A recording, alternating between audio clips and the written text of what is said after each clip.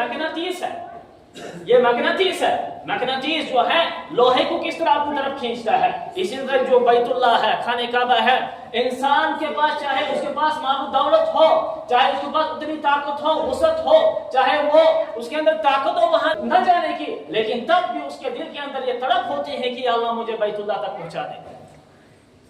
या वो है कि अल्लाह ने उस खाने काबा के अंदर जो है बरकत रखी है, ये तासीर रखी है कि हर बंदा वहां की तरफ खींचे चले जा रहा है।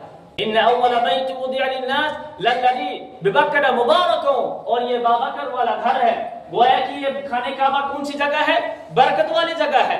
इसमें बरकतें अल्लाह ताला ने रखी है, दुनियावी बरकतें भी रखी है। अल्लाह ताला ने इसमें जो है रूहानी बरकतें भी रखी है। दुनियावी बरकतें ये है कि इंसान जो है जब वहां जाता है तो इंसान मामूर रहता है।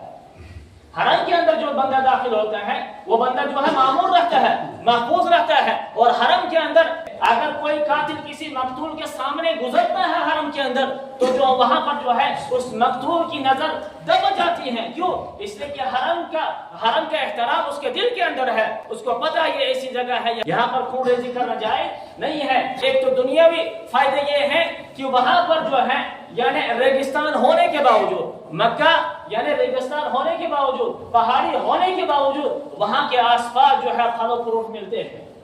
आप जाइए ना, जिन्होंने हज किया होगा, जो हुज्जाज किराम हैं, जो वहां पर गए होंगे, उनसे आप पूछिए, उनको तजुर्बा होगा, उन्होंने देखा होगा कि वहां आसपास रेगिस्तान है, वो पहाड़ी इलाका है, लेकिन उसके बावजूद हुजूर की बरकत से वहां पर फल फ्रूट मिलते हैं, वहां पर चीजें मिलती है। और आज तक कभी ये शिकायत किसी ने नहीं की कि वहां पर जो है कोई चीज खत्म हो गई थी, हमें फलानी चीज नहीं मिली। मतलब गोया कि ये दुनियावी फायदे हैं, दुनियावी बरकत अल्लाह ताला ने वहां रखी है। और रूहानी बरकत तो ये है कि इंसान जो है वहां पर जो नमाज पढ़ता है, मस्जिद हराम के अंदर जो नमाज पढ़ता है, हदीस के अंदर आता है जो मोहल्ले की मस्जिद में नमाज पढ़ता है उसको एक नमाज का सवाब मिलता है। कितने नमाजों का सवाब मिलता है? और जो जामा मस्जिद में पढ़ता है उसको 25 नमाजों का सवाब मिलता है।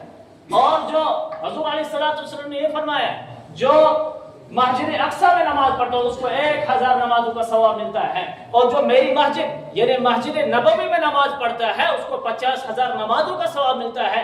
और जो खाने काबा के अंदर नमाज पढ़ता है उसको 1 लाख नमाजों का सवाब मिलता है। गोया कि ये मानवी बरकत है, ये रूहानी बरकत है मेरे दोस्तों। और भी जो है उसके अंदर बरकत अल्लाह तबारक व तआला ने रखी है।